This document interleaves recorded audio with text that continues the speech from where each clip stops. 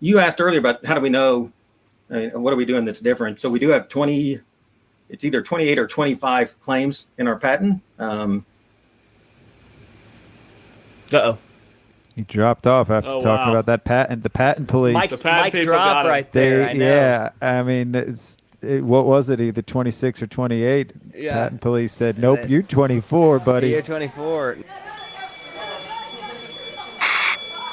May I have your attention, please? Welcome to Accounting High. It's freshman year at a brand new school. Here, we have no rules in place as we're on a mission to set our own traditions. So hang tight and learn with us as we grow. At Accounting High, you can expect to gain knowledge in a completely different way than what you may be used to, with some fun and oftentimes colorful conversations. Whether you loved high school or you hated it, here's your chance to be a part of an unforgettable experience redone. While you're here, don't forget to follow us on Spotify or subscribe on Apple Podcasts or wherever you may be listening to us right now so you don't miss out on any new episodes. And feel free to leave us a 5-star review letting us know how the school year is treating you. So sit back, relax, and open your mind because class is in session. I repeat, may I have your attention, please? This is another public service announcement brought to you in part by Accounting High. The views and events expressed here are of the next generation of accounting and tech professionals leading this space. The events and suggestions are not to be taken lightly. Children should not partake in the listening of this podcast. Anything else? Yeah. So without further ado, introducing the star of our show, Jason Ackerman and Scott Scarano. We're gonna have a problem here. New intro. So did y'all change your name too? Change the name. Look at that. Are you going to get rid Didn't change of anything else, though. Nothing else changed. Just trying to make it more accessible, which is kind of great that we actually have a son of CPA on. What's up? That's and me. we're no longer sons of CPAs. Well, sons of CPAs will live on forever in its own. Yeah. It's complicated. There's like... So your hosts today, Jason Ackerman and Scott Scarano, and we have two bakers on. Correct. Jason, you want to introduce our guest? Can you pronounce? I think I can pronounce Will and Ford Baker. Or Ford and Will Baker. Yeah, how do we? So, Will, you call your dad Ford. Jason, do you call your dad Bernie? Bernard. When I'm mad at him. Okay. I got another What do you friend call your who dad, works with his dad. I call him Dad still, but if I had ever worked with him, I might call him Joe. Is call his him name Jojo now. Yeah. We call him good. Jojo now because my kids call him that. But has he Yeah. always called you Ford? No. It was a little weird at first. I think it was harder for him because he had to adjust all the time to not call me Dad in front of on a sales call or a CPA call. I call him Dad in front of that. Just behind yeah. his back, I call him Bernard. No, yeah. I mean, so when at least when we started, there was a lot of like, there's a lot for myself of just like learning, but like things that I definitely knew in terms of how to support clients and work with them. And so it was easier to start, but we didn't like wear the father and son thing probably for the first year. One of our initial tech partners was Sage, and at Engage last year, a guy that's left that was kind of the head of the division we were partnering with. We were Engage 2021. He was like, man, that Ford is he's a wild card, isn't he? And I was like, yeah, try knowing him for 28 years or whatever it was. And he was like, how have you known him that long? I was like, he's my dad. What? And I was like, yeah, we have the same last name, dude. Did you not pick that up? He was like, not at all. I was like, oh, okay, well, he's my dad. We left an investor meeting, and Will had actually, it was a client of mine, and Will had actually interned in their marketing department. And so we went back and we were talking to those guys. They liked what we were doing. And we got done with the call, and he was like, so where'd you find that Will guy? And I was like, Will, he's my son. He goes, well, I know Will's your son, but the Will that was in the meeting. And I was like, that's my son. He was like, oh, that's the same guy? Yeah, now I really like it because I know he can't quit on you. Yep. So it's been a good process, though. Yeah. How many kids do you have, Ford? I have two. He has an older sister that has a couple of kids herself, so I've got a couple of grandkids. And you're right, I look way too young. The gray beard blows that whole joke, though. I look way too young to have grandkids, but now that I got the gray beard, I'm right. No, yeah. Anytime you got gray in your beard, you're old enough for a kid. Ackerman got grays on his sides right after his kid came in. Now he's got that. No, I'm talking about grandkids. That's Yeah. the part that's Grandkids, a lot Scott. of my friends still have kids like in elementary school, and so I did get an earlier start than most. But anyway, I want to know about what Texas A&M was like back in the 80s.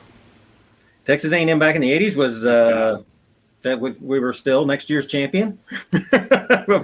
We've been talking about next year. Hey, you got the #1 recruiting class this year, don't you? That's right. We got the right guy in place, and so we're really excited about what Jimbo's been able to do and to out-recruit Nick, and then actually get national media where there was a little bit of debate between Nick, a coach of the stature of Nick Saban, and our coach. We've never won those kind of national debates, and most people I saw said, hey, Jimbo's right here, and I was like, wow, we have always been second fiddle in this, so it was really, really exciting to. He's really given us a lot of cachet, and it's nice. Yeah, it's a great place to go see a game. One of the things Will and I have done is we do a father-son football weekend until the pandemic every year, but the pandemic has put a kibosh on that. But we go out and catch a game where we don't care who plays, and I still think there's no place like A&M as far as rowdy. We've been 17, 18 places. It rocks louder than just about anywhere. If you look up like top 25 college football venues, we've been to. So 12 man, baby. Yeah, 12 man. More than half. Yeah. Yeah, way more than half. We haven't seen Tennessee, Wisconsin. That's about. I saw somebody put Boston College on the list, and we skipped Boston College to see a Harvard game. So I'm not sure that I would put Boston College on that list. Well, Texas A&M's always ranked like top 5 in accounting programs. That's true. But very, very true as well. Is that because of you? Was it like that back then? It's because of it. Actually, if we'd worked on busy season earlier, we would have never had it. But it just took an Aggie to take a crack at it, and that's what we did. But it's got a really, really good accounting program. We've had a chance to teach down there a couple of times since we started the platform, so it's pretty exciting. Introduce the kind of what the automation looks like in the future for public accountants and what we're doing there. So we're pretty excited about that. Well, so Ackerman didn't get the email preview that you sent me, so I know your whole life story already. Ackerman knows nothing, so I don't know if we should get this out of the way, about how much weight you lost. How much weight technically did it clock in that you lost? So I never got, if you ever get on a scale, if you get close to 400 pounds, it stops at 300, and you can sort of tell you weigh 325 by taking that notch over one, the doctor's type scales. So 330 is the most you can weigh, 335, without having to go downstairs and step on a scale that looked more like for cattle. And I just always would starve myself to try to get the doctor to not take me downstairs. The most I ever weighed on a scale was 367, I think it was, or 366.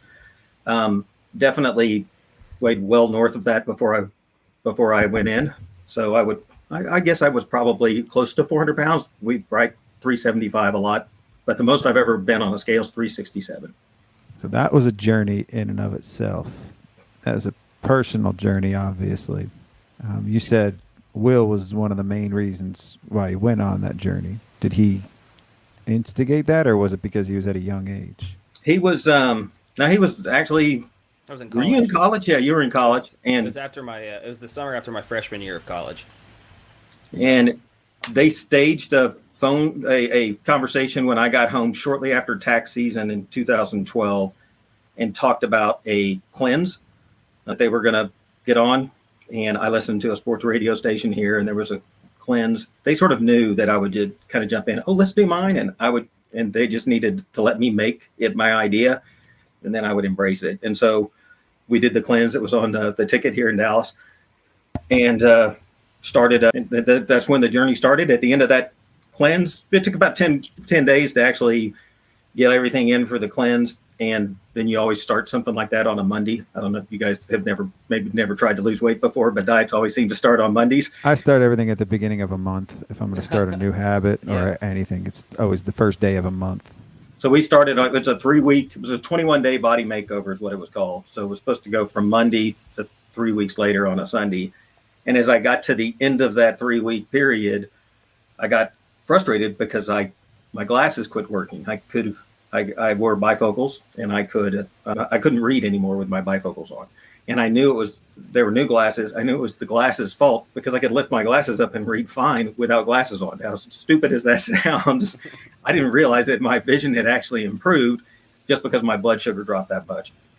Took a trip to the doctor to get my glasses fixed. He noted that I had lost some weight. That type of weight, you can mix in a salad and drop a lot of weight in a hurry. So I apparently it was apparent that I'd lost weight. And he said, maybe your near vision has improved because of that. And sure enough, it has. And I haven't worn glasses. I'm not wearing them now to look at y'all on the screen. I haven't worn glasses since that day in 2012 to read. So it made a pretty big difference. He then gave us, this is the eye doctor in front of, this is what kind of crazy what kind of technology they have at eye doctors. This is the guy in front of us, Sam's, store is the eye doctor I would go to during tax season, right? Because I needed somebody who was open on a Saturday type thing. And so I would go in and he said, let me show you your eye. I can tell you a lot of things by looking at the eye. And he showed me how you could tell that I had high cholesterol, that I had high blood sugar, high cholesterol, high blood pressure, and high blood sugar. And when he got to the blood sugar thing, he showed me a picture of my eye, said this brown spot here is not bad on your eye, but let me switch. And it was a clear violation because I can tell you what street this guy lived on. He throws up another picture of another guy's eye, and he says this guy has to go to the eye doctor, has to go to the Texas Eye Institute once a month to get a shot in his eye to keep from going blind. And by the time I realized, I got out of my head the idea that I was going to get a shot in my eye, I realized he also said once a month, and I can't watch like Saw movies or anything. I have a hard time putting drops in my eyes. The idea of somebody giving me a shot in the eye to keep from going blind, I was just like, well, I'll just do this cleanse for the rest of my life. It was not a great idea, but ultimately I started riding a bicycle and ended up riding a bike from Canada to Mexico in 2014 down the Pacific Coast Highway. You lost close to 200 pounds there, yeah. Right? Somewhere, on that ride, I was at 208. The guy I played center in high school, and the guy, my quarterback, had told me well after college that if I ever got under 200 pounds, he said he'd tattoo my name on his ass. And so there is no statute of limitations on a bar dare.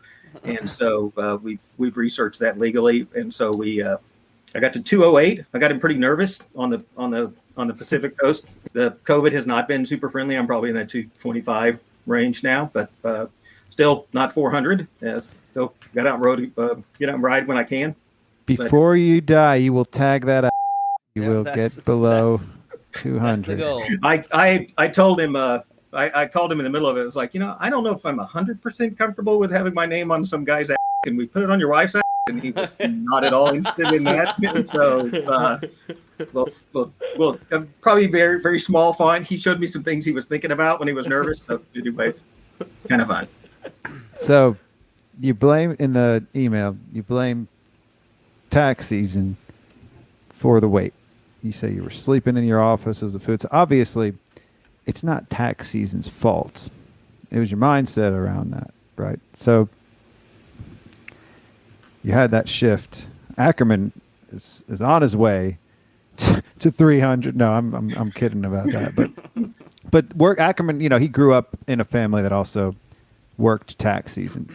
I don't know if his experience was the same as Will's, but if you want to kind of, share what shifted during that time that allowed you to do this journey while still practicing, still being a CPA, still being a tax practitioner.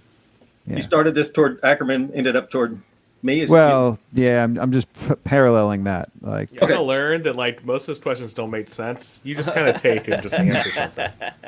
I don't ask too many questions. Like being on a podcast. Just make comments. This is kind of like being on a podcast with me. Yeah, exactly. He started off in one direction and ended up with an accounting solution. But anyway, so yeah, I had that light bulb moment where I started to. The first thing I did was start walking. Then I started riding. I quickly had realized I was going to have to change things if I was going to lose weight. So I got rid of every 1040 client that wasn't associated with a business. And I got rid of everybody that didn't pay their bills. And I went to flat fee billing. I did everything that we actually built a engagement letter platform and using Excel, if you can imagine it, that generates our engagement letter and our bill once a year. We do it off of a billing summary we get out of our software, and I could do all of my bills and engagement letters in about an hour for the whole year. And we just run credit cards on the first day of the month. So we became subscription based. All of that made me a normal CPA is the way I looked at it. I had 55 during tax season, and I didn't have to work as much overtime outside of tax season. And so as I finished that 55 ride, what? Hours. 55 hours during tax season. But it wasn't 100 hours anymore. I wasn't getting 400 emails on the deadline. I wasn't sleeping at the office, and I was still riding and exercising some during tax season, but I just wasn't. I always was afraid of going back to that weight. You have no idea if you get on an airplane, if you guys ever flown Southwest where it's open seating, you have no idea what it's like to step onto a plane and read everybody's face going, oh my God, don't let that dude sit next to me. And that's literally what happens when a big person gets on an airplane. It's the way you feel about yourself as you go into any circumstance. And I just didn't want to go back to that. How hard it was to get up the stairs, how hard it was to get out of the car. All of those things were a burden. And as that ride ended, I wanted to do it again. And I said, I've got to figure out what to do about tax season. I got to figure out how to solve busy season. I was too old to look for a new career, I thought, now that I have one. And so I just started to look for everything I could do to be more, I don't like the word efficient, I like the word effective, to be more effective during tax season. So if I can chime in there, just kind of like witnessing this, and I think in that process, because, especially after 2014, Ford started making a lot of improvements to his firm. In that in-between process, I think the thing he really started prioritizing that I see a lot of professionals not doing is he still started prioritizing himself again. So he always made sure, even though the firm was still busy, he always made sure that I'm getting exercise in. I'm going to make the right decisions about what I'm going to do today, because that's the first thing I can control. And so he, we lived at the time as a family, we lived in far north Dallas, and our office was in Deep Ellum, and that's a far drive. And so he got rid of his car and just started riding to work every day.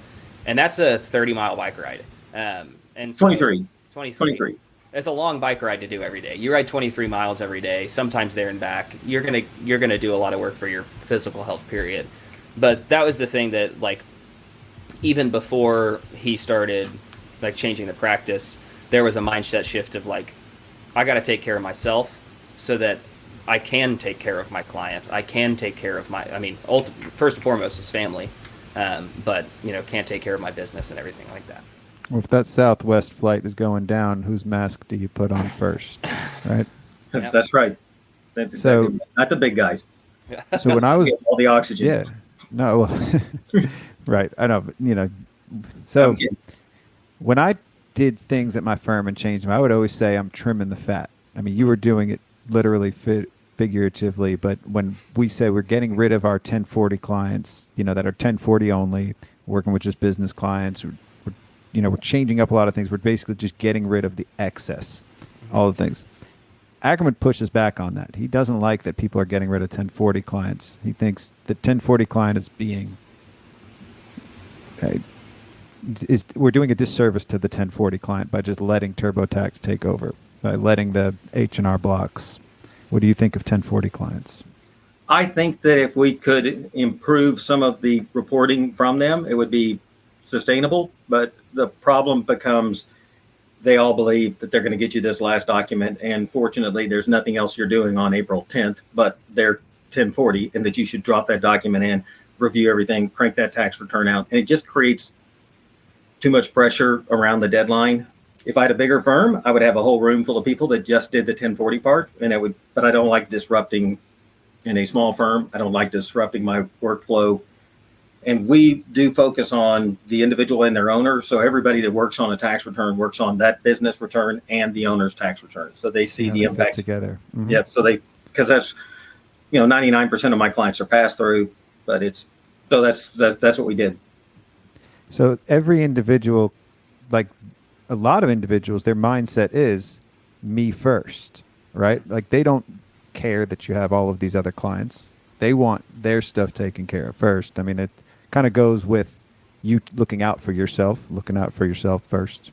Before It's like anytime I everything get else. on the phone, if I get on the phone with either the IRS or customer support or anybody like that, it's all about me. I don't give a darn about everything else. I just want to get my problem solved so I can get off that call. And I think we all kind of enter into that mode when we're trying to deal with our accountant or whatever's pushing, that we just are going to start pushing back. What's wrong with you? Why is this so difficult? All that kind of stuff. Well, I have found that the business client tends to think a little bit differently. They tend to be a lot more understanding and empathetic toward our situations. I Business think so. owners. I think so. And one of the things that, as I worked on trying to become more effective, one of the things that my business clients, I think, started to appreciate, they may not even have noticed, is that I quit asking them for information. And so that idea that I was getting everything I needed without, like the tax, it made it a little tougher when they wanted something, because I didn't need them anymore to get the job done. And now they wanted to get something back. I was just like, I'd been in this mode where I'm just kind of building this platform and gathering information and cranking a tax return out. That was the first, I think, really positive impact that we had, was that we had access to all of the data in every file pretty early on in our process. I'm going to let Ackerman take over. I'm done with my questions. It's a good place for you to start, Ackerman. So you've got one other partner in your firm, I do, yes. and her last name is Ford. And her last name is purposeful? Ford. It is not purposeful. She married a guy with the same last name as my first name, which on the letterhead, we call ourselves the Baco Group, but it's Baker Ford and Company, which makes it sound like it's all about me, like it's my last name, then my first name on the form, on the letterhead. But that's yes, So, it does not make her sounds my daughter. So it sounds like did you say that's your daughter? It does not make her my daughter. Okay, I just want to make sure. We're in the South, anything's possible. So you've always had a small firm, one or two people. Have you thought about growing it larger, or you want to keep it at that size? Oh no, I was getting close to 20 people in 2012. So I probably whittled down to 8 or 9. There's 5 or 6, 2 full-time at this point. Doing the same amount of work, but we have technology that eliminates our data entry. More effectively. Yeah, Doing it more Work effectively. that's right. So when you decided to make all these changes and you had all these people, did you try to incorporate them, or you just kind of were like, this isn't going to work, we're going to have to lay people off? I got rid of the people that took too much. I got rid of people too. So I got rid of problem employees. I got rid of problem clients. So if you were a borderline, I think that was probably the weirdest thing about the journey. I'm probably the last CPA to actually fire somebody, right? I mean, if you're upright, bipedal, can sit in front of a computer, you can make manager on that skill set. And so in our current, I don't know. Well, we fired some people. Scott's fired some people too. So, But yeah. you're pretty much right. Yeah, if you have a pulse and can talk to somebody, Yep. you can do a lot. and these guys had a lot more than pulse and could talk to somebody. But I think the harder thing for me was, as a staff person, I worked harder than the partners. As a partner, I worked harder than the staff people. And I just looked for the people that had a little bit more buy-in than the others, and that were a little bit more committed to what we were doing. So your plan now, keep it kind of the same, and you're focusing more on your technology. And so we have a platform that we call Once Accounting, and it's a touch it once solution for CPAs. That is, when I get data from a client, I never have to ask for it again. The client never has to send it again. That's what effective looks like when you do it right the first time. You never have to do it again. So we've automated a lot of given the accountants the ability to automate a lot of their book to tax adjustments. We map everything to the right line on a tax return within about 90 seconds of connecting the data from QuickBooks Online, Xero, Sage Business Cloud Accounting. And we can talk to just about anything because we focus on the standards inside the accounting platforms to be what we build around. So the rest of the industry is all focused on that trial balance. That trial balance is not an industry standard, and our industry is actually built on standards that are the law. And so by focusing on what is ultimately a customizable tool Does it have account numbers? Does it not have account numbers? Can it have sub accounts? Can it not have sub accounts? That focus on on that item in our workflow is where we've constantly gotten worse and worse and worse as we're trying to create automation around a customizable tool that is not at all consistent. So what we did is focused on the accounting standards inside the accounting software to gather our data agnostically. We don't care what form you fill out or anything. We're going to get the data in, pure, clean data, create solutions that solve data issue like rounding, so that when we solve rounding, we've solved it for audit, we've solved it for tax, we've solved it for every single platform at the data level. And then what we do, we'll start to branch out into, it's the focus we always should have. Get the accounting data pure, clean, simple first, and then say, okay, this is an S corp, then say this is a partnership tax return, because that data now matches the client's data, and I can start every one of my projects internally without going out and getting another trial balance. And that data changed. We can now track all of that, and we actually track and tell you if the data changed since you pulled it, or since you closed it. We'll tell you a lot of things like that as well. But initially, we're going to do a lot more than just map to the tax return. We're going to identify the fixed assets. We'll tell you keywords that the IRS looks for when the audit. We'll kick off a series of alerts to kind of prime the pump for a CPA, but then you can start to build it out from there. It is a knowledge-based platform that is what we call AI, is accountant's intelligence, not artificial intelligence. It is what's between the keyboard and the floor. In a real simple, low-code, no-code format, we give the accountants the ability to tell us what to do, and then we just do that going forward. Yeah. And it's something that got built within his practice based on, the client work that he was doing. Yeah, the CTO sat across the aisle from me, and every time he got stuck, I could answer. So what's the tax software you use? We use Lacert. So you I guess, how'd you decide that you guys needed this software, and then you decided to build it? So I had a tool I could consolidate for a client of mine. I could consolidate for monthly reporting purposes, and as they went through an audit, I could consolidate 43 QuickBooks files in about half an hour, and it was all QuickBooks desktop, and I could just gather this information and then build these pretty complex monthly reports inside of Excel. But I was using the SDKs within QuickBooks Desktop to pull data. And as I went through that process over a period of time, what I noticed was that the tax process, I was getting more and more effective as well. And I could pretty quickly generate those financials, but I was telling me, oh, you've got fixed asset additions and things like that. And I was keeping up with the tax return. And I just started to say, what if I kept this process up and started to automate that next step so that we could go book to tax? I have always thought this is an industry that is just built for better automation than we have. Everybody has the same deadline. They fill out the same form every year. This is ideal.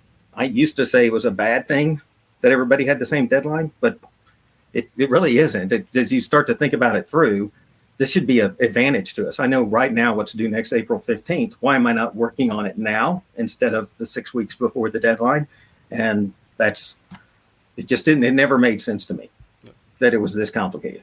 We were far better before we had computers, back when my beard wasn't gray, than we are today. Because I worked in that environment when we had more typewriters than computers, and we worked less hours. We had higher staff retention, higher client retention. Everything about the industry was better in the 80s when we got started. So why do you think it's worse now? Because we solved our problems when we did it all in paper. Everything inside, I'm sure there were ineffective CPA firms, but everything inside the CPA firm I worked at, which was Saville, it's top 200 firm here in Dallas. But everything had a process. Everything had a form that it went on. There was a standard on how we did everything. I couldn't even type my name on a letter. We signed our name without our name underneath it, and you were not allowed. We couldn't abbreviate. They were so focused on everything being done exactly the same. And so there was a process. We started working on, at the end of the year, we started working on tax returns for the next year, getting the spreadsheets updated. Partners would start calling, hey, you had a big surprise last year. That year-end process, we had enough time in the year to actually start making phone calls and saying, hey, can we get the data in? Can we start working on it? But we were doing all of the accounting, and the clients were sending us data to do the accounting with. Now they do all the accounting and send us balances that they don't know if they're right. They don't know if they're complete. They don't know anything about those balances. at that time, we would send them back transactions that they didn't know how to post. So we were in this process where we kind of flipped. They did our job, and we were trying to take their work and put it on the forms. We just never got caught up from that desktop. I talk a lot about when I was, so John Savills has passed away many, many years ago, but at that time he still was in the firm. And when I went out to one of his clients to install computer software, he looked at me and said, "Hey, just because somebody buys accounting software doesn't make them an accountant." And it's like, "Don't worry, old man, we'll get it solved. We're going to be fine. I'll train them." 30 years later, it's exactly what I say all the time. Just because somebody buys accounting software, they're looking to us to help them understand what to do. And we don't ever have time to get it done because we spend 85% of our year putting, and that's what numbers look like inside my firm, putting last year's numbers on last year's forms. If you're doing that all the way through November 15th, essentially, when do you have time to plan and be proactive and things like that? So how is the product different from like CCH engagement or a Tally 4 or? Well, CCH engagement is hoping to be done with the mapping algorithm for all the forms in 6 years, and we built that out in about a month and a half. And so to map every line to the right line on a tax return. But it's different in that we started from scratch and we started to challenge everything that we had sort of become accustomed to. So the first element obviously is we're transaction based. So all transactions in every single accounting software package is formatted exactly the same. A journal entry. If I write a check behind the scenes, it's a journal entry that debits expense and credits cash, right? Real simple process to go through, but we all understand how that works inside, but we don't focus on that. But with a debit on the left, credit on the right, an account name, a date, a vendor name, things like that are all inside every one of those transactions, no matter what accounting software.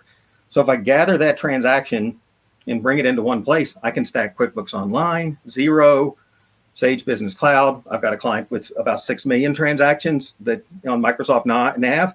We've got 85 entities that we're dealing with, and so file a consolidated tax return with those guys. But they're in Microsoft Nav, debits on the left, credits on the right. By having that kind of functionality, where I look and see every client in that same format, then I can log into one place and see every client for the firm without having to log in and out of any software. I just change the client, bring up the new reports. It's simple, it's easy to work with. But the other part we did is focus on what does that accounting software do with that data, which is build a balance sheet and an income statement. And we figure out how the software knows how to do that. And then we replicate that the first time we onboard so that you have a comparison. Does the balance sheet and income statement tie? Yes. And so then you can begin to work inside that data, but then we'll update it every night and bring in the new transactions that took place since yesterday. And you get a notification if anything changed from last year, if they added a fixed asset, if they put something in Ask My Accountant. You can write your own standardized alerts, but if they use the word gift in a memo, that's a 4-letter word. IRS looks for that under audit, so we can start to be proactive and look for the words the IRS is going to look for every day and start to coach clients not to create non-deductible categories on their chart of accounts. Why do we need a category that says this is entertainment? Why not just break entertainment out of promotional that can't be deducted, but quit deciding for the IRS what's deductible and not, especially because clients are doing that. At a transactional level, what's in entertainment inside my firm was Christmas parties, 100% deductible. Tons of other meals and things like that were definitely client related, dropped into entertainment. So now that's becoming not deductible at all. And then I had a client that had a restaurant and had a high entertainment expense every year. And when we start connecting and pulling the data all the time, I start to see, oh, that's the guy that plays guitar in the corner. Mm-hmm. And I assumed that she was just out entertaining people and whatever. And I was like, I'm not worried about it. It's not deductible anyway. But that was 100% contract labor. It was the guy that played guitar in the corner of the restaurant. And she called that entertainment. And I was like, oh my gosh. So seeing things at a transactional level really opened my eyes to what was happening underneath that I was missing before in the couple of weeks before the deadline. Yeah, there's a lot more. I think the shortest way to put it is there's a lot more granularity in what we're able to do, and a lot of basically set up once and it's done. Like part of the reason why we talk about once and why we call it that is that at the moment of connection, when it's mapped and ready to go, it's done forever. So it's a perpetual connection. It's not actually re-upped every time. So that's another big benefit. So if you change like a transaction in your software, does it change in Xero or QuickBooks Online? Yeah. Like, It's just- no, we can post an entry back. We don't actually edit every transaction. We don't edit transactions, but if I want to make a journal entry, I can post it back into the file. So like if you're taking all those entertainment, you're like, this actually isn't entertainment. I need to Yes, I go check, someplace else. and I can either make Credits it. entertainment, debit something else. Yeah, so it'll identify those transactions. I can check them off, and it will start the journal entry for me. So it'll credit entertainment expense. It'll put the same date on it, and then I just pick what category I want to put the debit in, and I can make that a tax adjustment or a book adjustment. So if I make it a book adjustment, it'll push it back to QuickBooks. If I make it a tax adjustment, it'll just make that in the workflow. It'll make it, and I don't have to redo it again for the end of the year, right? Because because I have a transaction-based platform, the transactions, the work I do during the year has a direct bearing on the balances that go into the tax return. And so I don't have to redo everything every time I pull a trial balance, because I'm not pulling trial balances. I'm pulling transactions and building a trial balance. So if I create any automation, I don't have to go back and do it again. Or if I create an adjustment, I don't have to do it again, and I can automate those adjustments. So we automate all of your recurring timing differences for AR, AP, prepaids, all of that. We can automate all of those adjustments. You just tell us what accounts you want to reverse to, then we'll start that process. And so we can build from an accrual set of financials. We can actually build a tax-based, automatically build a tax-based income statement at the same time. So does it connect to the tax software?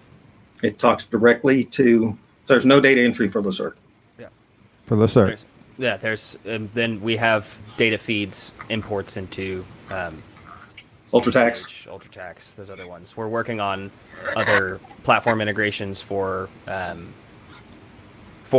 the Wolters Kluwer suite and for Go Systems, the UltraTax big boy. Yeah, big boy UltraTax. So we're still working on that. A lot of our clients are UltraTax and Lacert users, though, for the most part right now. And not that we haven't had interest from CCH people. It's just, we just haven't. We spoke at the Thomson Reuters conference last year as well. We were at the Thomson Reuters, so we have a little bit better connection with them. But so you don't have to map anything for an UltraTax client. We take care of that completely 100%. But because one of the other things that we do very different is we create a standard for the firm that you can adapt and change adapt and change however you want to change, but a standard set of tax groupings that looks exactly like a trial balance. So account 10,000 cash is cash for every one of your clients as far as the tax return is concerned. So even if you use CCH, when you upload and map that first tax return, CCH will remember the next time what it looks like, and so then it will automatically update it. When I built the platform, that's how Lacert works as well, if you don't actually use the SDKs. And so I would export a trial balance out and then import it into Lacert. And once I mapped it one time, then I didn't have to map it again for my client. So I automated all the data entry inside of Excel before I ever actually started talking to tax return. Yep. But by having everything exactly the same, it makes it so you can actually change from a partnership to an S corp. You don't have to worry about remapping or doing anything for that. Just change it, and we'll send it.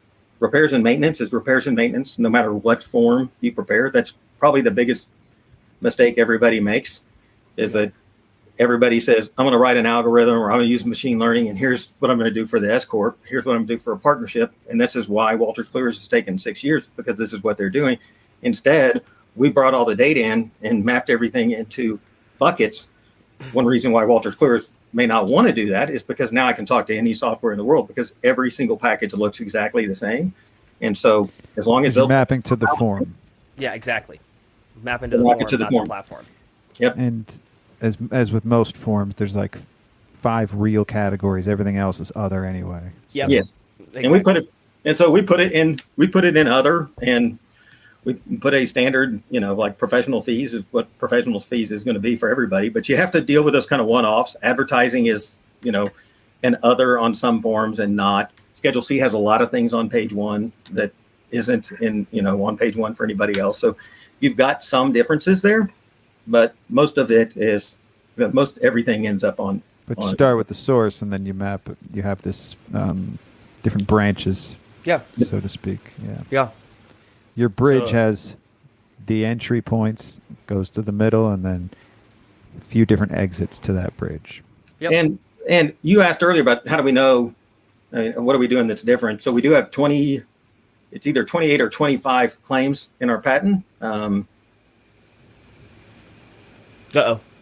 You dropped off after Oh, talking wow. about that patent. The patent police. Mike, The patent Mike people drop got him. right there. I know. Yeah, I mean, what was it? Either 26 or 28. Yeah. Patent police said, "Nope, they- you're 24, buddy." Year 24. No, yeah. So, but we do have a patent on the tech too. There's a good bit of difference, but yeah, it's power. It's a cool piece of technology, and it's So how Cool were to- you involved with like who came up with this idea? So this was Ford's brain baby. He cooked like he kind of talked about. He was working with a client, cooked it up. Essentially needing to figure out a way to get data faster and faster. And then he started working on, I'm getting all this data in a really efficient manner, and I'm able to do some things with it. What else can I do with it? And so he started working with some developers. I graduated college in 2015 with a degree in advertising.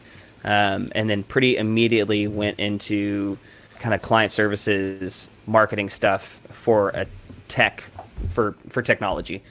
So I started working with him on some basically like once he had figured out what he could do with it, started automating some of the things he was automating in his firm. I started working with him on marketing that basically because he had built this tool that was allowing his firm to be pretty effective and pretty efficient with their clients, provide a little bit better real-time consulting, better reporting information. And so what I started working with him on was just basically how do you market that? How do you start selling it to businesses and that type of Was service? it your brain baby to change the name? It was my insistence, yes, to change the name from Baker Yeah, Tech. because the prior name wasn't very good. No, I'll the say. prior the reason I why thought of food. I thought of pig fat.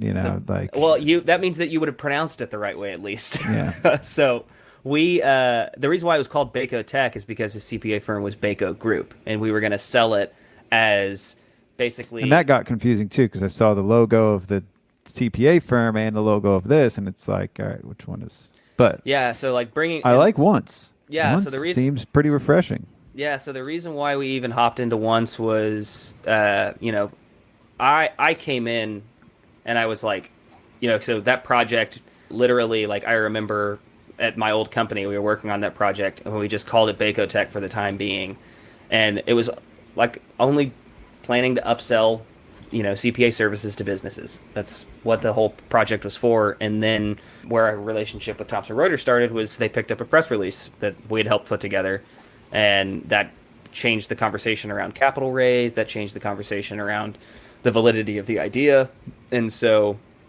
that's how we ended up getting some funding to the table and actually starting the company. And so we started, and in 2020, we basically had a mind to go to market in a way of like, let's kind of soft launch this, and then COVID hit. And so we rebuilt the product, changed some of our messaging.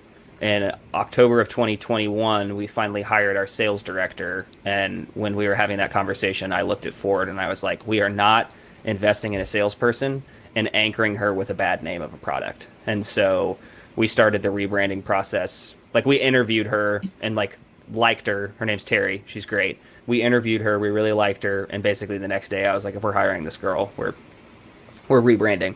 And so we launched a little prematurely because of getting into the startup accelerator. We changed the name ahead of course a little bit, but with all the publicity that came with that, we didn't want to, miss an opportunity and then change the name later. So we'll finally be rolling out the last bits of the brand stuff in this next week. Probably we'll be launching out the new website, and then we'll be fully rebranded into Once, which is very exciting. So new colors too. I saw some new colors, got some green. That's kind of the primary now. You had to get rid of the Texas A&M burgundy. I always like to protest that it looks a little bit more OU crimson than Texas A&M burgundy, but so it was a very kind of stars aligning conversation. We were kicking around a lot of name ideas. We had Unify there for a little bit. We had Exponent, or a bunch of names, and We had something with Stream too. and then we had a kind of a guy that was looking at investing and we had been kind of pitching to him in this process, and he was talking to us just about brand and everything, and he was like, "What about this name?" And we were like, and then he literally like was like, "I bought the domain for you. I'm gonna transfer it to you now." And we were like, "Okay." So he didn't end up investing, but he gave us the domain, so that's pretty nice of him. So it's pretty stars aligned. We're pretty happy with it. We didn't have to make up a word or anything like that. It's pretty easy. Well, One of my favorite stories though is that they would come up and for some reason it looked like bacon to me, and so I would pronounce it bake-o, and everybody pronounced it Baco. Did you tell them that while my computer? No, he goes, the name change is great because it always reminded me of food and pork fat and bacon, and I was like, well, at least you pronounced it right. But so Will was very excited to not have to explain to anybody ever again what did Baco mean, or that Baco, not Baco, all of that. And the very first is like it's exactly as it's spelled. It's perfect. I can't imagine it being better. It's going to be wonderful. The very first conference we were at, somebody walked up and said, "So, once, what does that mean?" And I was like, "You've got to be kidding me." Are you Onse? Onse. Jesus. Ackerman. It Was that you? Was that me? That's a joke? No, it was at it was at the Accounting Web Conference, and some dude that was just like attending the conference walked up and was like, "What's Onse?" And I We're was So that we're could have so been used me. to- we're so used to no, I redundancy promise in it our was. I No, I'm promise kidding. it wasn't It you. wasn't me. I know. So we're so used to redundancy in our workflow that it makes more sense to call something 11 than it does to call it once. That's what. The joke we like to And make. so, Yeah. and if you don't know, once is Spanish for 11. So no, but that's it. Ah, That's now I get it. Yeah. Yep. So, I'm glad I explained that one. Your wife's Spanish. Come on. I already knew Once was 11, but I didn't connect it when you said 11. I like that. I connected it to Stranger Things. I was thinking of Oh, the girl with the powers. I love So, Stranger Things. There you go. and it jumps from 1 to 11 when you talk about the ones with the most power. So That's true. That's a nice little tie-in there. See, so this- going back to the tie-in to Accounting Web, that is where I came up with our new rebrand name. Oh, really? Was on the floor of Accounting Web. It was brainstorming a couple different ones, and all of a sudden Accounting High seemed to make sense. Is this kind of like, is the play on it intended to be like high school education? We're 420. Absolutely. Both. Both. Very much so. So the branding, and I understand, I empathize with your name issues, but Once is great. Yep. I was just thinking, like, the problem. So everybody thinks Integramat's new name. You were talking about no code, low code. Everybody thinks Integramat's new name isn't that good. They're complaining about it. Make, right? Their name is just Make. I think it's beautiful. I think it's perfect. And if they continue to own that, people aren't going to ever search for Make. They're going to know that they are Make and use that as the acronym. Once is, or not as the acronym, use that as the verb or the description, the descriptor. People don't like saying no code or low code. They don't like using that. But if you make something, there you go. So Once is going to be your. Yeah, that was the nice thing is, the full name obviously is like Once Accounting Technologies, but we're not trying to, own that. We're pretty much, as quickly as we launched it, saying Once Accounting Technologies is the brand. We've basically been calling ourselves Once as much as we can, so that's what sticks. And there's a bunch of fun stuff that we're going to be able to do with the iconography, and so I'm actually thrilled to hear that you guys are rebranding, because Ford and I were having a conversation, and we were looking at I was looking at a sheet that was like podcasts to listen to, and I was like, man, it's kind of a bummer. I don't love the Sons of CPA brand, but I love their podcast, and so hearing that you guys are changing that, I'm like, all right, That's what we like to hear. That's what I'm going for. Awesome. Are you going to get rid of the Funko Pop guys. Funko Pop guys? I don't think so. Yeah. I'm going to keep the Funkos in the whole Accounting High brand somehow. Are you are you a big Funko Pop guy? God, I have a wall of about 300 of them in Oh, another really? room. I might be obsessive. Can you see my? He's got a That's magnet. I see magnet. yours, yeah. That's a magnet from everywhere I've been. So I have a- Well, I got a few in my office here, but nothing like in the other room. It's pretty crazy. I've got Luka Doncic back there. A nice little Funko Pop with him. So You've got? Don't you have? Didn't I give you the guy from I've got a decent amount at the office, but we're moving out of our space, so I still haven't gotten all my So stuff is out of my that office. yeah? So let's go back to trimming the fat too, right?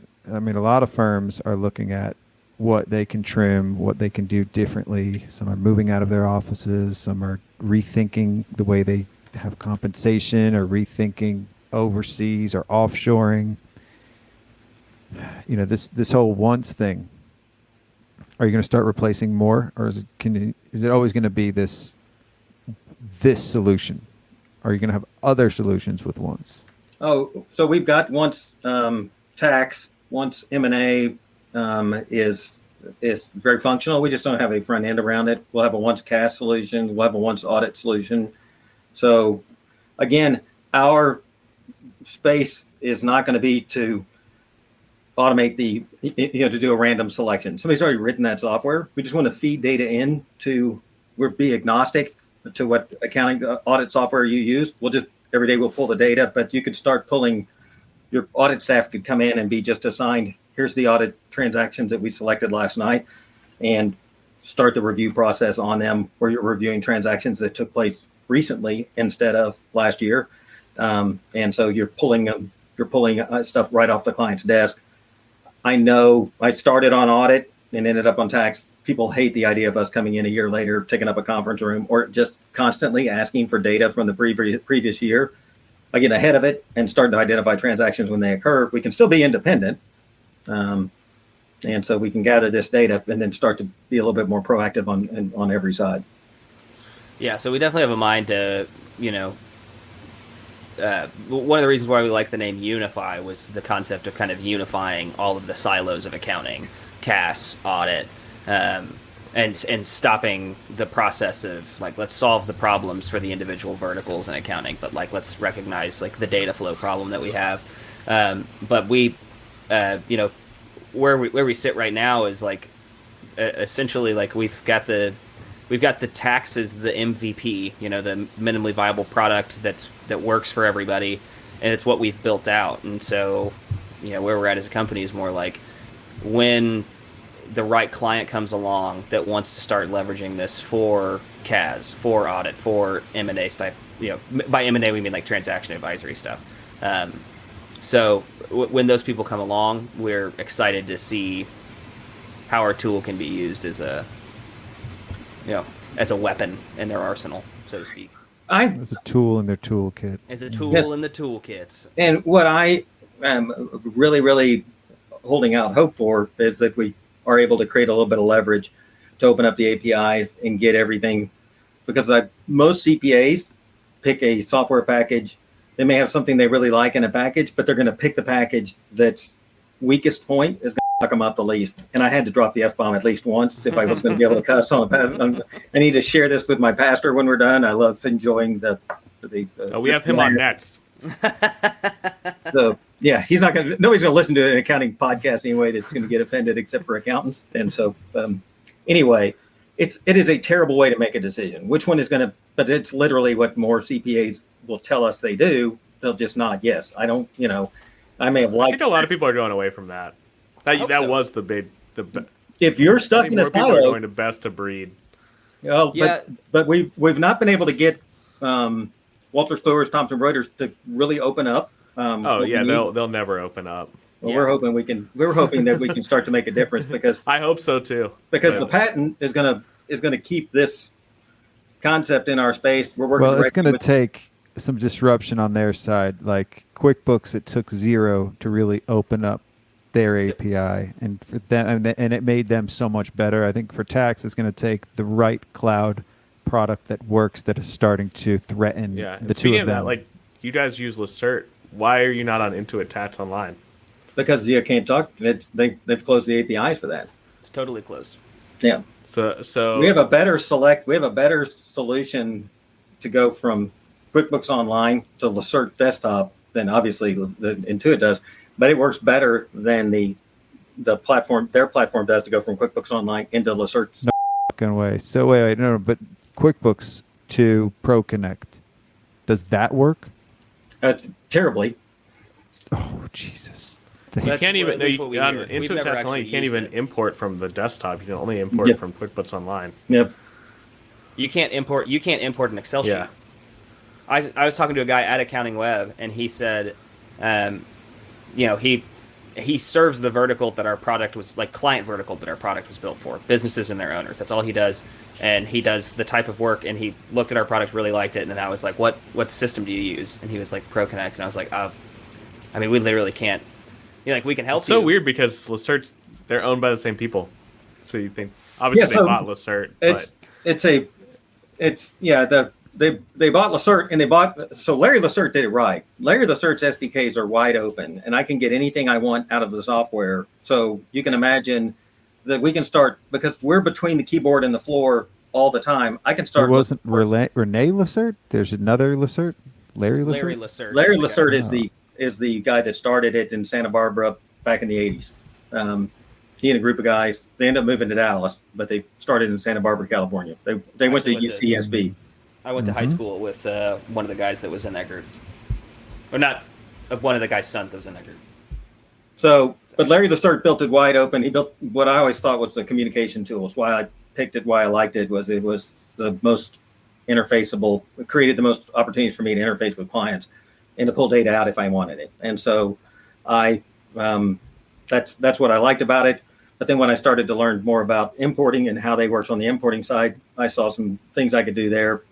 Once we got the SDKs, I don't know that enough accountants use the SDKs, but once we, there's no cost for it, but we just push all the data straight in. But we'll be able to start doing things that, like, if you have a client that's got a pass-through entity, did they write a check, and does it match an estimated tax payment inside their individual tax return, and was it coded to an expense? So I can see, okay, wait, they're coding their tax payment to tax expense instead of a distribution. So if I can identify that and catch it the day after, instead of like at the last minute when I'm reviewing and going, why did taxes go up so much if salaries didn't? And then you realize they got all their estimated tax payments inside payroll taxes, and you're stuck, and you got to make all those adjustments. This give us a notification that they did it. I don't have to look for it. We can get a notification that they did it yesterday. Yeah, it's been interesting kind of talking about talking to a lot of CPAs, and now that we're out talking to them, realizing that a lot of the conversations that we had over the last couple of years about the product that Ford was really pushing on really do, they seemed like not big deals for us to worry about, and then they're little things that cause such big problems in CPA firms and create such massive tech debt. We even take users through a process of setting up an email for our system to connect to their QuickBooks Online. And the whole reason is that it makes it easier to disconnect or control or change. And I was kind of talking to somebody about that at Accounting Web, and he was like, I'm trying to leave a billing platform right now, and we used the wrong email 15 years ago, and now we can't access it to change it. And so I'm stuck on this platform until we get that figured out. And I think that's what a lot of these big, like Intuit with ProConnect specifically, I think they're creating really bad tech debt for a lot of CPAs, because if a CPA firm starts with ProConnect but then grows quite a bit, ProConnect might not be a good service for them anymore. But in order to get that data out is a tremendous amount of work, and so that's a thing that we're trying to buck against to help. It's our data. CPAs. Yeah. That is the thing that we sign those tax returns under penalties of perjury, and for them, and we pay a very, very healthy amount for the tax processing and the warehousing of that data in a format that I can go back and access and amend and things like that. And I shouldn't have to pay a nickel to get the data that I was so painfully gathered out of the tax software. And most of it's locked up to where we can't even access it. Yep. Yeah, I've always wanted someone to do a tax, mine all the data from the individual tax returns and give us data on that. Oh, if you'd like so I call it a master sheet, that reconciliation that you do in Excel, back to the tax return. It's sort of the work paper that we have. And so inside my firm, when I pull up my reconciliation sheet, it's already linked to the tax return. It pulls over all the answers. You update it and you can compare. No, I'm saying I want to know the average AGI for my clients, and if they're a certain a doctor, Where do they fit, and compare them to other doctors, stuff like that. It's That's, a that's the next thing for you to build. It's benchmarks. Yeah, well, so we do call it a benchmark center, but our first goal is to be able to pull the tax rate out of the prior, and that's what we'll do with Lacert, to pull the tax rate out of the prior year return. Where if I'm looking at real time taxable income with a client, I've actually got last year's tax rate in there. We can start to be smarter, but what we really did find was we have so much data. Like CPA firms have so much data, but we don't use it. We don't use like 98% of it. Oh, It's it's sitting there. We don't really access it. We don't have clean access to it though. So that's, I mean, it starts with accessing our own data and Yeah, what you were just saying is like we don't really have good access to our data. Yeah, what we'd love to be able to do is to plug in with we don't want to build a CRM, but we'd rather give this data into a CRM. So if you had a CRM, a lot of firms are saying, hey, we need a CRM.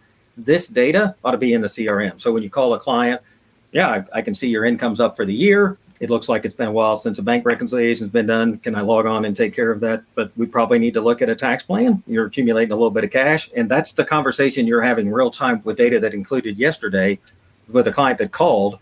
And you've got drill down detail, and you can switch. And if they've got 15 entities, you can see them all side by side, double click to consolidate or look at across all of them to see what their taxable income was like.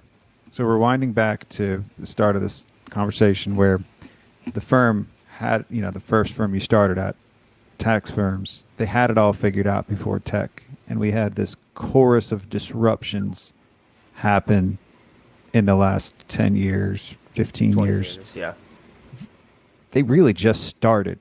These disruptions are going to continue to evolve, and then it'll become, there is best in breed and best practices and best ways to do things. But I think I'm just still swimming in a sea of people that don't know heads from tails and don't know what's going to happen next or what we should be doing or how we should be doing it. So then you have people like you developing your own products to solve these problems because nobody else is really solving it for us. How long do you think before we have that serene, stable way of doing things?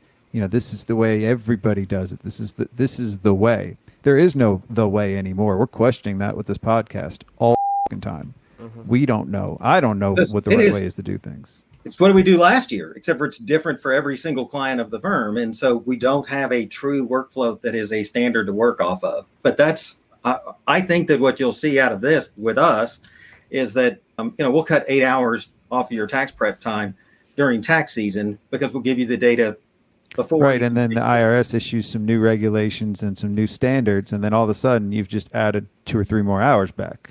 Yeah. Right. But I've solved the things that we already know how to solve for. Yeah. And one of the things that we definitely saw during the pandemic was, as opposed to everybody else, I've already got a trailing 12 for every one of my clients. So when I needed to make that has an average, because that's a pretty standard tool that businesses use to either close their books or just to kind of as a constant trailing 12. When we were building the platform, I had one client that was on using it all the time because you can drag and drop to do consolidated reporting. So I have a client that's got a couple of entities. And so he was very excited to be able to see consolidated numbers out of QuickBooks Desktop overnight every night.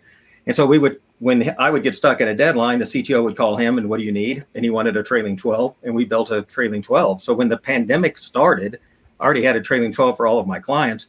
And in a transaction-based workflow, I could look and see, okay, I'm looking for the word PPP in a memo, and I can identify the deposit that started that PPP loan. So now I know when the 8 weeks started, and I could build a workflow. And it took about 16 hours to code something that I could actually track all of my clients in one screen for how they were, when did they start, how are they progressing, how was that happening? And then we could have fed that out to the entire industry instead of sending an Excel spreadsheet that said, here's the calculation, which was very helpful for me to build out.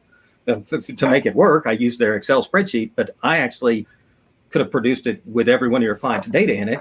In one screen, you could have seen everybody, and we could have highlighted, we could have sent out notifications. There's a lot of things that we could have done in the pandemic with a workflow like this, because we solve everything's exactly the same. We solve it for one CPA, we solve it for one client. That's what effective means. That you do something once and it impacts everybody. Being efficient is what we've been for a long time, but with ineffective tools. And so efficiency, the reason I said I try to avoid that word is the effective means I'm impacting next year. everything we do impacting it positively. Everything we do impacts next year, whether we ignore it or not. And so if we ignore it, that's the highest chance that something's going to go very, very bad. It's very rare. Like your health. Yep. Yes. Exactly. And so what I was going to say earlier is I think that the first disruptive element was the desktop accounting solution, where clients began to take care of it, their accounting in-house. Before accountants adapted to the desktop, the cloud came. Yeah. And now desktop's the enemy in a lot of cases. But that first disruptive force, we never addressed that. And so Yeah, what that's I mean. think That's we've what seen, yeah.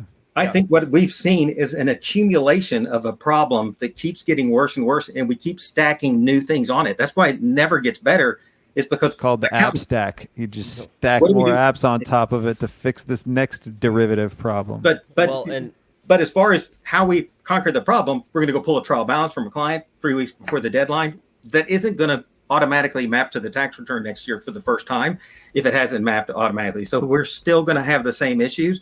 Best case scenario, next tax season will be as bad as this tax season. If anything else changes, it's definitely going to be worse. It's not going to automatically navigate and start to get better if you don't proactively plan to make changes. That roadmap is never, if you're my age and you haven't figured that out by now, if you keep doing what you did last year, it's never going to get better. And we saw that everybody was so excited for the pandemic to end. And finally, tax season is going to be back. And there's nobody involved that didn't call it a train wreck. You know, I'm sorry. There's a couple of people that said, you know, it was nice to get back in the office. We had a good tax season. But most people are, this is the worst ever. Because just because we went back to the office, our workflow didn't get solved. Nothing got solved inside our firm. Nothing ever changed in what we did. And so it's going to continue to get worse and worse and worse until we proactive the roadmap that you're looking at. And I think it's why we have such high turnover. If you're a CPA, we pull up my before after picture. And if anybody wants to see it, it's todayican.net/about, I think is what it is. yeah, they can just go to todayican.net. Yeah. Yes. And there's a thing that says getting started or how do I start? And that picture's on there. And I'll pull that picture up at a conference and say, you know, if you talk to accountant, if you talk to the industry, Barry Melicon or somebody like that inside the AICPA, and is a before after picture, he'll say we're the after picture because look at all the revenues, look how great it is. But the staff look at that and they think, you know, we're the before picture. We can't process everything we've got, everything we're taking in, we can't process it. So we're holding on to it and we're getting bigger and bigger and bigger. And it's if we as leadership inside the firms are saying, oh, don't worry about it. I weighed 400 pounds then. I can just weigh 500 pounds next year. We can just, and the staff's like, this is terrible. And they're leaving faster than ever. I mean, it's going to continue to go that way until we can paint a picture for the staff people that said for the staff and for the next generation of accountants that said, here's the roadmap that's going to take us out of this. They're going to continue to leave because if they just watch us go after more work and ESG and things like that, they're going to go, I'm working 100 hours a week now. I want to add more A new headaches service to line. it. Yeah. You better show me how we're going to take care of the work we have now before you go merge with another firm. And I've got another partner before you go and acquire more workforce. You better start solving how we're going to get the tax returns done. Now let's start doing CAS. Let's start doing advisory. Let's That's keep the thing. adding more to that top line. We had a conversation today with a CAS firm that's starting to use our product, and they do tax, but they've really built around this CAS practice.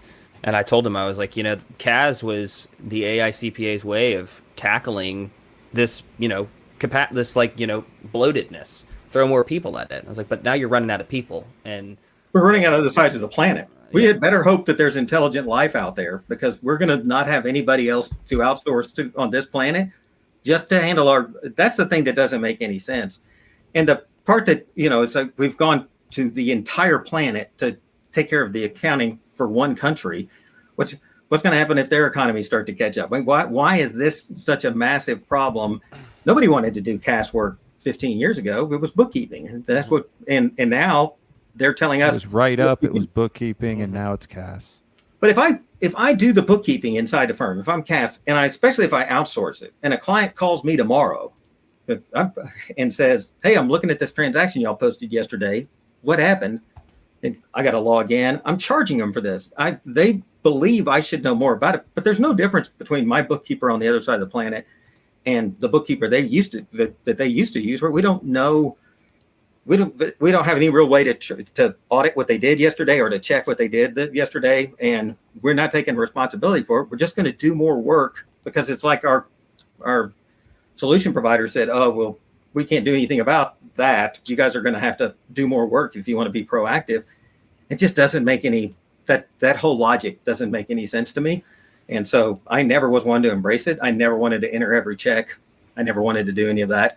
And so we certainly have a solution that works for it. And we do we do some of that work, but we've never aggressively gone out and done it. We use it to help train the staff on how do you enter a credit card in QuickBooks? How do you do this? How do you do this? So that I sort of look at them as a loss leader. And I know a lot of people are building their whole practice around it, but it's just training ground for new hires. Way I look at it. Ackerman, you got any closing statements? No, I agree with that. That's why I think we're going to focus more on tax and less on gas. But you guys need to get once. Yeah. We need once. You need once. You solve it once.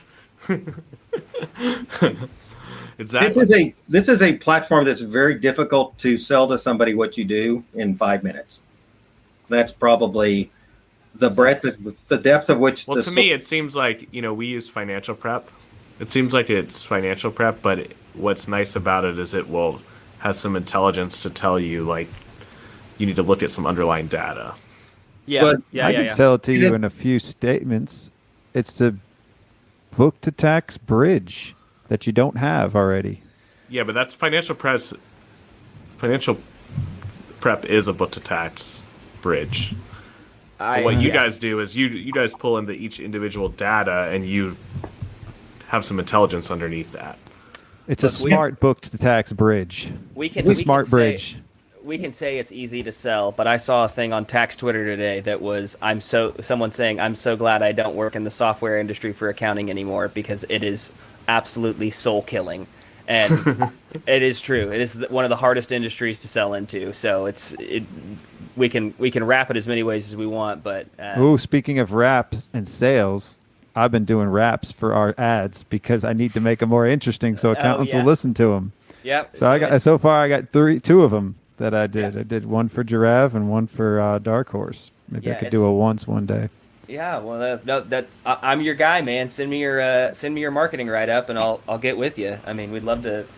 You guys brought us on for free, and we got to talk about the platform, so I might as well. Oh, we'll take your money too. Scratch your back. So we will definitely, we can run the ads before this episode. We'll It'll be create another a tax 4 or 5 months write-off before for this you. episode Don't comes worry. out. Yeah. Is that so? In the world of instantaneous, is that how long it takes to edit, clean up, and do one of these? Is 4 or 5 months? No, just me. Just it's in your my backlog? backwards world where I we've have just 40, recorded a lot. We're just cranking them Scott's out. a prolific podcaster. That's a good way to do it. Well, he's how Wilt Chamberlain was with having sex with women. That's what Scott is for podcasting. Oh my gosh, I feel so used. I need to. I hate to. Please end feel the podcast. special. Every single one is special while it's still so recording. tell us. They are. Everyone is special. Okay, so tell if we're interested in once. Where do we go? Onceaccounting.com? Yeah, onceaccounting.com. You can follow us on Twitter at onceaccounting and find us on LinkedIn as well. You can also follow Ford and I on Twitter. I am WS Baker, and Ford is Ford CPA, like the car, FORD CPA. And then, so that's I love it. Multiple We'll places. put all these in the show notes too. Yeah. So one of these days I'll start tweeting. To me, the Twitter is the hardest thing to do because stay off it. It's better you don't. It's probably best for the company that you don't. Yes. Legally you shouldn't, but emotionally as well. I have been trying to start this Twitter thing, and I'm 6 or 7 months in, and it's a nightmare. People are like, "Oh, you should post something like that on Facebook," and I'm like, "That means I have to log back onto Facebook again." And so there was a while that I was into it, but once I got out.